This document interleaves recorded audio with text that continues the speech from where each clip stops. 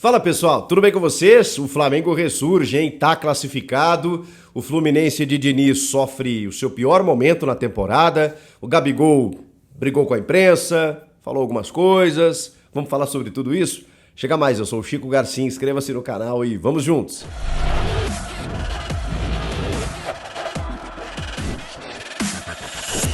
O Fla-Flu dessa vez teve gols, depois do 0-0 no jogo de ida, 2-0 para o rubro-negro. Gols de Arrascaeta no primeiro tempo e Gabriel Barbosa, o Gabigol, no segundo tempo.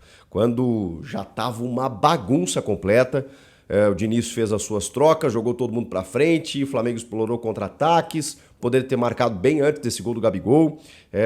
O Gerson teve chance, o Fábio fez um milagre, depois o Cebolinha teve chance, o Fabrício Bruno, o Gabigol, aí num chute errado do Cebolinha, o Gabigol foi lá e acabou marcando o segundo gol, mas tava todo mundo fora de posição, tava aquele bumba meu boi, aquela maluquice de final de jogo com o time do Diniz, assim, né, buscando contra-ataque, mas o Sampaoli foi muito inteligente.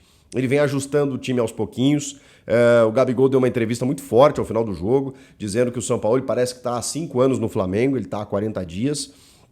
E colocando na conta da imprensa, né, que a imprensa fala um monte de merda, foi o termo que ele usou, inclusive rebateu o próprio repórter da TV Globo que estava ali fazendo a pergunta para ele, o Eric Faria, dizendo que o Eric também tinha falado algumas coisas, mas o Eric sustentou a informação de que havia problemas internos dentro do Flamengo, com a divisão de grupos, o que é absolutamente normal, mas enfim, que acaba acontecendo e muitas vezes atrapalhando um melhor resultado, né, quando há disputas nesse caso, nesse aspecto ali, entre lideranças.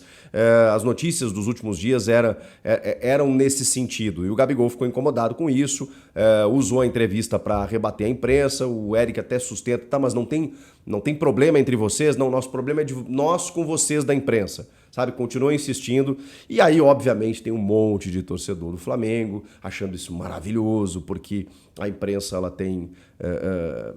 ela muitas vezes é vista como inimiga, né, por uma parte da torcida, por alguns jogadores, né, e eu sei o quanto tem gente, não todo mundo evidentemente, mas tem muito torcedor que adora quando o jogador, o treinador dá uma porradinha na imprensa e tudo mais, e é o nosso, como eu sempre falo, toma lá da cá.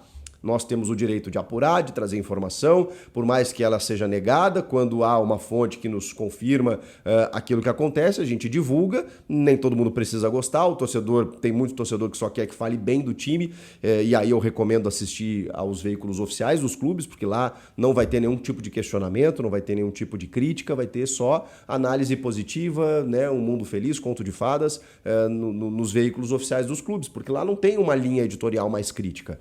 Agora, no jornalismo independente você vai encontrar isso. E tem torcedor que gosta de ter esse olhar crítico, que gosta quando há uma crítica, há uma análise mais profunda do porquê o jogador não está fazendo gol, do técnico que não está escalando bem, esse tipo de coisa. No veículo oficial do clube isso não vai existir. E é claro que tem muita gente que não gosta que fale mal do meu time, então eu prefiro ser iludido e tá tudo certo. Tem espaço para todo mundo, tá? Tem gente que faz o famoso jornalismo chapa branca, né, que é só notícia bacaninha, e tem o jornalismo mais ácido, mais crítico, e eu não estou dizendo que não há mau jornalismo. Não, existe como um mau jogador, como um mau profissional de qualquer área. E hoje, com tanta opção, né, gente? Tô até divagando aqui, nem é o tema do vídeo, mas com tanta opção, cabe a você escolher, fazer a sua escolha de quem você quer assistir, tá tudo certo. Acho que tem espaço para todo mundo. Mas vamos lá. Depois dessa, né, essa análise que o Gabigol fez e tal, ele até elogiou o Sampaoli, como eu estava dizendo,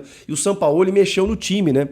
Ele escalou um time com 3 zagueiros, ele já tinha feito em outras oportunidades, e eu achei bem interessante, especialmente para encarar o Fluminense do Fernando Diniz, que é um time que fica mais com a bola, que tem mais a posse e teve mais a posse no primeiro tempo, mas não conseguiu entrar. Tanto que as duas finalizações assim mais perigosas, uma do Cano de longe, em que o Matheus Cunha meio que bate uma roupa, assim, né, meio que se atrapalha, ela escorrega, bate na perna dele, sai e tudo mais, e depois uma que o Cano recebe numa cobrança de escanteio, a bola é desviada no primeiro pau e ele dá um voleio assim, um pouco mais próximo do gol, mas ela vai por cima. E demais o Fluminense não chegou, apesar da troca de passes, né, com Martinelli, André, Ganso, o Cano se movimentando, praticamente ele ficou mais isolado lá na frente, né? E o Flamengo, com esses três zagueiros, Fabrício Bruno, Davi Luiz e Léo Pereira, conseguiu se sustentar muito bem. Wesley e Ayrton Lucas, os alas, no meio o Pulgar, o Thiago Maia e o Gerson, com a Arrascaeta e o Gabigol lá na frente. Foi um time muito mais coeso, mais equilibrado e mais objetivo. Os zagueiros do Flamengo foram muito bem. O Fabrício Bruno fez um jogaço. Inclusive, em várias oportunidades, eram os zagueiros que criavam as chances ofensivas. No primeiro tempo, inclusive, o Davi Luiz perde um gol, ele estava impedido já, num passe do Fabrício Bruno. E depois, numa cobrança de escanteio, o Fabrício Bruno participa ativamente, depois uma fatiada. É porque tem a cobrança de escanteio, na verdade, a bola sai da área, aí o Gerson vem buscar, dá uma fatiada maravilhosa, o Fabrício Bruno dá assistência, e aí o Arrascaeta, que é um uruguaio que eu sou muito fã, ele dá um toque de cabeça genial, né? Porque ele exatamente, ele faz um toque assim, mirando no ângulo em que o Fábio no contrapé não consegue pegar. 1-0 Flamengo, Fluminense que tinha mais o controle do jogo em termos de volume, ali sofre já um revés, vem pro segundo tempo, o Diniz joga o time todo pra frente, nos contra-ataques o Flamengo perigoso, especialmente pelo talento dos seus jogadores, já tinha entrado o Cebolinha e tudo mais, entre outras trocas que ele fez, né, o Vitor Hugo, outros jogadores que eu tô vendo aqui do Flamengo que entraram também, o próprio Everton Ribeiro, né? O São Paulo não fez as 5 trocas, né? Ele fez 3 trocas apenas. E aí, olha o Diniz, né? Ele botou o Arthur, botou o Isaac, botou o Pirani, botou o Alan, botou o Kennedy, botou todo mundo pra frente. E aí, obviamente, né, o time ficou mais bagunçado, exposto, e o Flamengo chegou ao seu segundo gol, mas ali também era tudo ou nada, né? Ele também não tinha nada a perder, porque ele precisava do empate, mesmo sabendo que o risco existia. Ali ele precisava fazer alguma coisa para empatar e levar para pênalti. Já estava perdendo o jogo eliminatório é assim, né? Você arrisca um pouco mais. De qualquer forma, é um momento instável do Fernando Diniz, 4ª derrota seguida, 5º jogo sem marcar um golzinho sequer. O último gol do Fluminense foi marcado pelo Ganso na vitória no jogo sobre o Cuiabá, na 6ª rodada. Isso são 544 minutos sem o Fluminense balançar a rede. O Cano não marca desde a 5ª rodada. O Cano tá muito isolado, muito sozinho no jogo, não tava bem. Ele até recebe uma bola muito boa no finalzinho do jogo, já tava 2-0, né? Mas aí ele mata no peito, perde o tempo da bola e acaba perdendo o tempo da finalização e acaba saindo. Os zagueiros do Flamengo foram muito bem nesse jogo. Não sei se é um ponto de virada desse Flamengo do São Paulo. Agora, a gente precisa falar, né? O Flamengo passando muda tudo. Porque esse Flamengo ganhando corpo, sabendo da janela que vem aí, já com o Luiz Araújo acertado, o De La Cruz encaminhado, entre outros reforços que esse Flamengo possa trazer, com o Sampaoli tendo mais tempo, ajustando mais o time, com a qualidade que esses jogadores têm, se deixar chegar, irmão, a gente sabe que agora começa a funilar, né? Entre os classificados da Copa do Brasil, só peixe grande, na próxima fase mais ainda. Então o Flamengo, ele tá vivo, ele tá vivíssimo para ganhar os grandes títulos da temporada. Então, por mais instabilidade que ele tenha sofrido no começo do ano, lá com o Vitor Pereira, perdido todos os títulos, ainda é um time que vai incomodar muita gente, porque tem muita qualidade, muita capacidade, e a gente sabe que a meta era classificar. Classificou, tá vivo lá pra frente, eu não queria pegar o Flamengo pelo caminho. E o Fluminense vai ter que curar as feridas de uma queda sentida, mas ao mesmo tempo entender que tá bem na Libertadores, está bem no Campeonato Brasileiro, tem outras frentes ainda, e tentar, digamos assim, diagnosticar o que está acontecendo.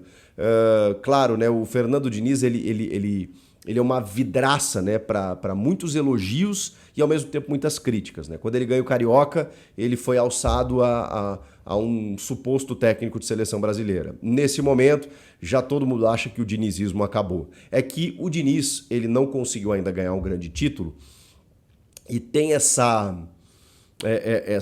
linha, né, essa marca de desgaste com o elenco ou do seu time já muitas vezes não conseguir corresponder na hora mais decisiva. Isso aconteceu com o São Paulo, isso aconteceu com outros times que ele treinou. Então existe essa dúvida, essa interrogação em relação ao trabalho do Diniz. Mas eu acho que calma, né? Uma estabilidade que todos os times sofrem na temporada.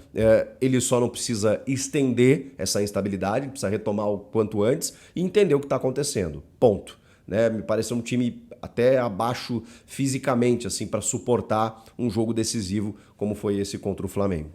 E o Flamengo Vi muitos torcedores comemorando, exorcizamos o Fluminense, porque era uma pedra no sapato, tem sido nos últimos anos. Foi no Carioca, né, da forma que foi aquela vitória, mas num outro estágio das duas equipes. O Fluminense ali estava voando e o Flamengo completamente bagunçado nas mãos do Vitor Pereira. Vejam como o futebol é maluco, né? A gente está falando isso de 30, 40 dias atrás. Já mudou. E agora o Flamengo tem grandes chances de avançar aí para, sei lá, brigar pelo título da Copa do Brasil, pelo menos. Acho que isso é uma grande possibilidade. O que vocês acharam do jogo? Comentem aqui, inscreva-se no canal e eu volto na próxima. Tchau!